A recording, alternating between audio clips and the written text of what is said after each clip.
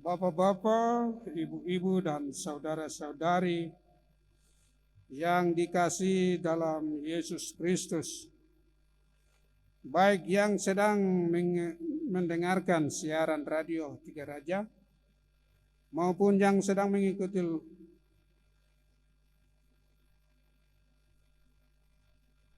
mengakhiri masa puasa dan tobat selama 40 hari sepanjang masa Prapaskah. Ini kita sudah memasuki masa yang dinanti-nantikan, di mana perayaan Kamis Putih ini jatuh pada tanggal 14 April di tahun 2022 ini.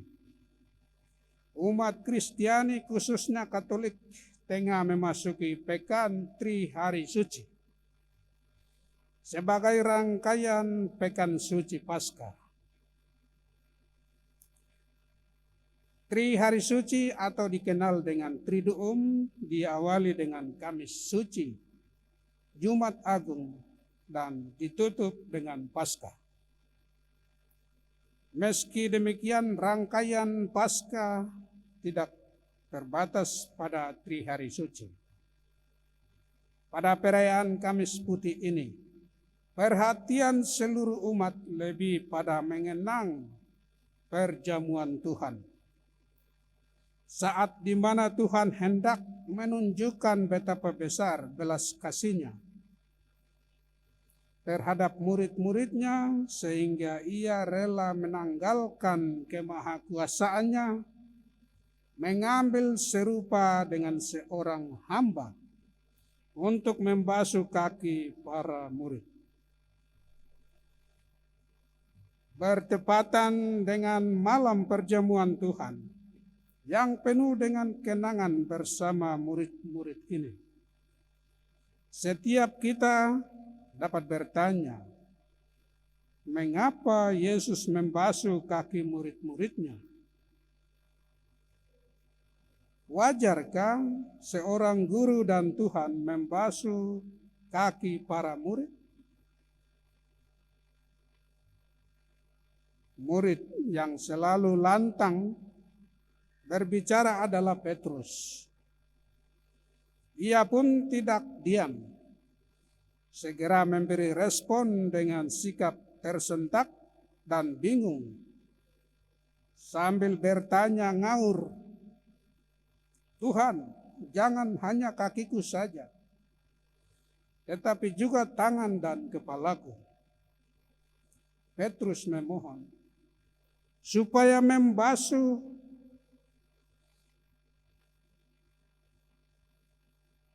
tempat yang wajar, yaitu tangan dan kepala, daripada di kaki.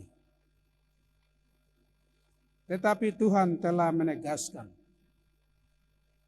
"Apa yang kuperbuat engkau tidak tahu sekarang, namun engkau akan mengertinya kelak." Reaksi para murid lain pun mungkin saja tidak tersentak dan bingung jika saat itu Yesus memilih mencuci tangan daripada kaki mereka. Karena memang lazimnya tradisi Yahudi mengajarkan demikian. Sebelum makan orang diwajibkan membasuh tangan. Pembasuhan tangan tidak sekedar untuk kesehatan atau higienis, tetapi juga menjadi ritual keagamaan yang mengikat perilaku setiap anggota. Orang-orang Farisi pernah menegur murid-murid Tuhan Yesus yang telah melangkahi tradisi mereka dengan tidak mencuci tangan sebelum makan. Namun menurut Yesus, tradisi sebatas cuci tangan sebelum makan ini menekankan pada lahiriah saja. Dan Yesus menjawab, "Dengarkanlah dan camkanlah bukan yang masuk ke dalam mulut yang menajiskan orang, melainkan keluar dari dalam mulut, itulah yang menajiskan orang. Yang keluar dari dalam, misalnya pikiran yang kotor, niat jahat, keangkuhan, tutur kata yang buruk, dan perilaku merusak kepada sesama, itulah yang menajiskan orang. Bisa saja orang dapat menyembunyikan kejahatannya atas nama aturan dan tradisi yang nampaknya baik dan benar. Saudara-saudari yang dikasihi Kristus, lalu mengapa Tuhan Yesus memilih tindakan membasuh kaki para muridnya? Bukankah membasuh kaki merupakan pekerjaan yang biasanya dilakukan oleh pelayan atau hamba atau budak?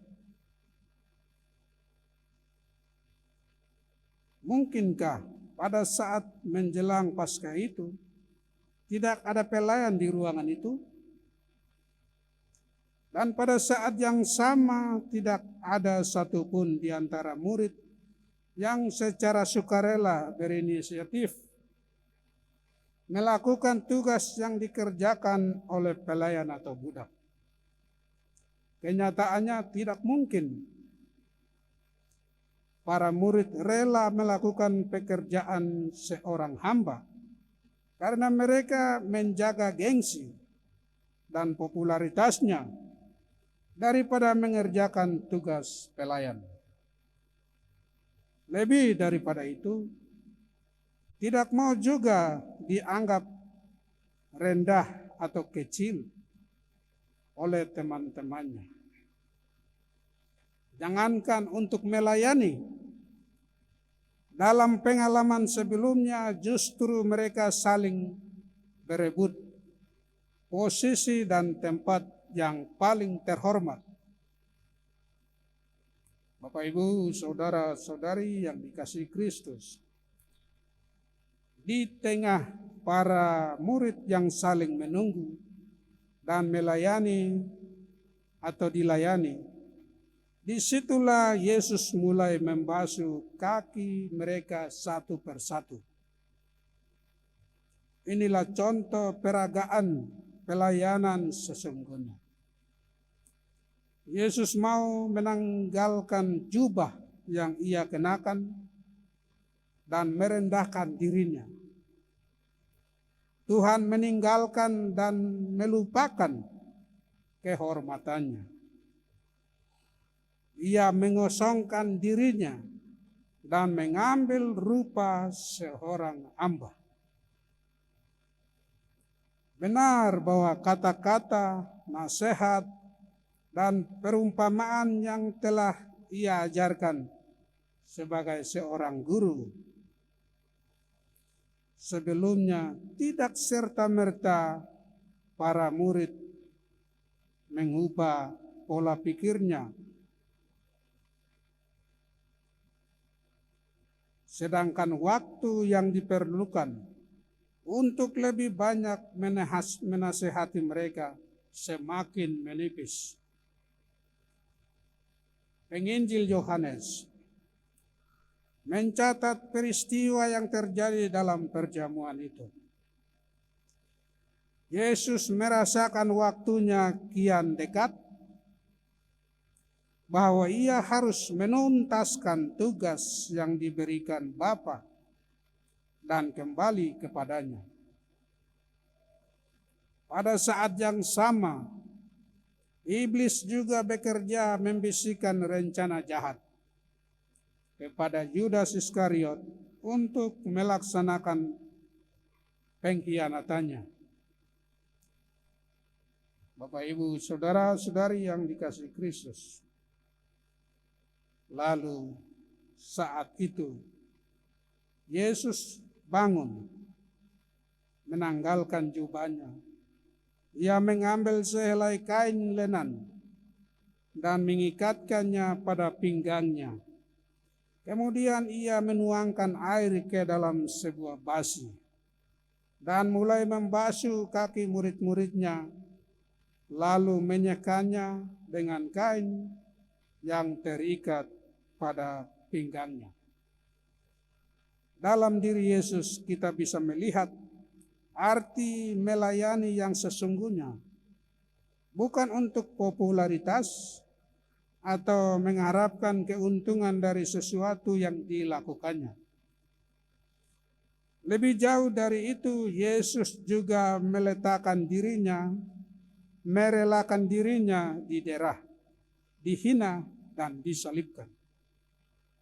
Ia tidak mau mempertahankan nyawanya, melainkan memberikannya sebagai tebusan untuk segala tindakan tercela kita di dunia ini. Inilah hakikat pelayanan yang ia tegaskan pada perayaan ini. Kita tidak perlu banyak berkata-kata dengan berbagai asumsi dan rasionalisasi menutupi segala kelemahan, namun terus berusaha melaksanakan sebuah pesan yang meluncur darinya. Jadi, jika aku membasuh kakimu, aku yang adalah Tuhan dan gurumu, maka kamu pun wajib saling membasuh kakimu. Sebab aku telah memberikan suatu teladan, supaya kamu juga berbuat sama seperti yang telah kuperbuat kepadamu. Pesan untuk kita, melakukan pekerjaan selayak budak dan hamba dalam pelayanan seperti yang dibuat Yesus, memberikan sebuah pemahaman baru bahwa tindakan yang dianggap hina oleh orang lain tidak pernah mengurangi sedikit pun martabat dan harga diri pribadi. Yang kedua, mengasihi dengan tulus seperti Yesus, memberi pelajaran baru pula bahwa kasih tidak pernah memandang latar belakang seseorang. Bahkan kasih yang tulus selama ini ternyata membawa luka dan derita karena telah dikhianati. Itu biasa. Yang ketiga, pengorbanan seperti Yesus tidak pernah sia-sia, walaupun pengorbanan itu dilupakan, bahkan tidak dihargai sama sekali. Maka 3 unsur teladan baru yang diajarkan Tuhan, pelayanan, mengasihi, dan pengorbanan, telah dimeteraikan oleh dirinya sendiri, sehingga menjadi jalan keselamatan dan berkat bagi manusia yang tekun melakukannya selama hidup di dunia ini. Amin.